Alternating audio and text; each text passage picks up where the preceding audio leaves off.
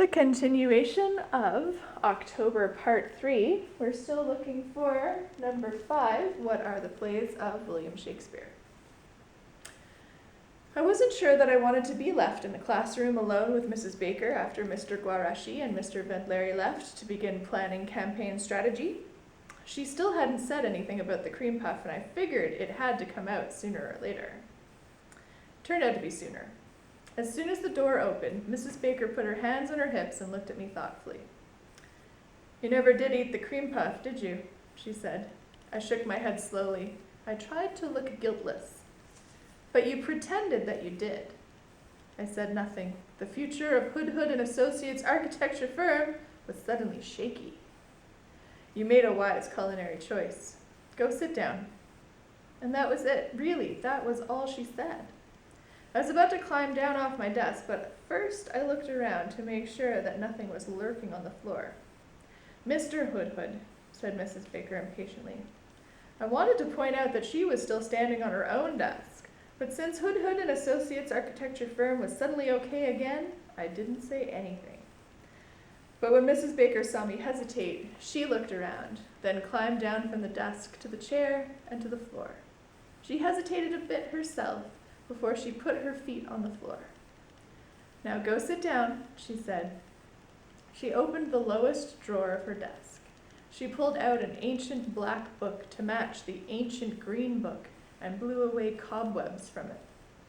Then she brought the black book to my desk and thumped it down. It smelled of must and dust. "The plays of William Shakespeare," said Mrs. Baker, "are never boring to the true soul." And that is number 5. Open it to The Merchant of Venice. So I did. The rest of that afternoon, we both held our feet up off the floor and took turns reading parts from The Merchant of Venice, even though the print was made for tiny insects with multiple eyes and all the pictures in the book were ridiculous. I mean, no one really stands as if they're posing to be a flower, and no one would wear the stuff they were wearing and dare to go outside. But it turned out that Mrs. Baker's strategy didn't work after all. She had wanted to bore me to death, even though she said that she didn't, which was all part of the strategy. But The Merchant of Venice was okay. There's no Jim Hawkins, and the stuff about Shylock was pretty slow at first, but it picks up with him in the courtroom, ready to cut out a pound of Antonio's flesh, because Antonio hasn't been able to pay, which is exactly what Long John Silver would have done. But then Portia comes in and gives this speech that turns everything upside down. But mercy is above this sceptered sway. It is enthroned in the hearts of kings.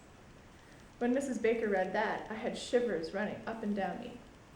But Shylock didn't. He was ready to get to work with his knife when Portia turns everything upside down again, and the judge ends up freeing Antonio. "The quality of mercy is not strained. It droppeth as the gentle rain from heaven upon the place beneath." Those are words to make you shiver. So, another nefarious Mrs. Baker plot foiled.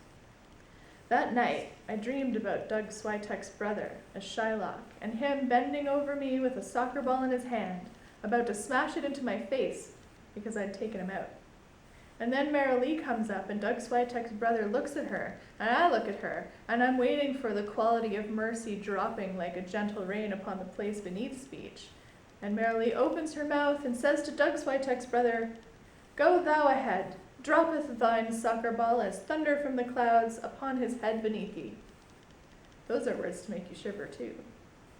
And then I look over at Mrs. Baker, who is the judge, standing by, and she's smiling because she's wearing a yellow flower on her cheek. And then I look around the courtroom, and there's my father, and I'm thinking, maybe he can bribe the judge. And he says, "Is everything all right with Mrs. Baker?" And I say, "Just swell." And he says, "Then what did you do?" And Mrs. Baker keeps smiling. Let me tell you, if Shakespeare had known about me and Marilee and Doug Switek's brother and Mrs. Baker, he really would have had something to write about. We read The Merchant of Venice the next Wednesday too, and finished it on the last Wednesday of October. After we closed our books, Mrs. Baker asked me to discuss the character of Shylock.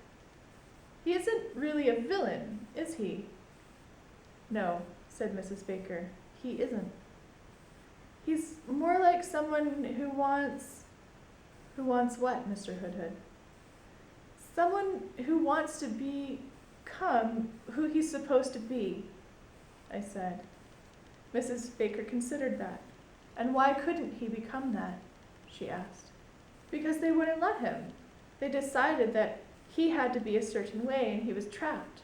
He couldn't be anything except for what he was, I said. Mrs. Baker looked at me. And that is why the play is called a tragedy. That's the end of October.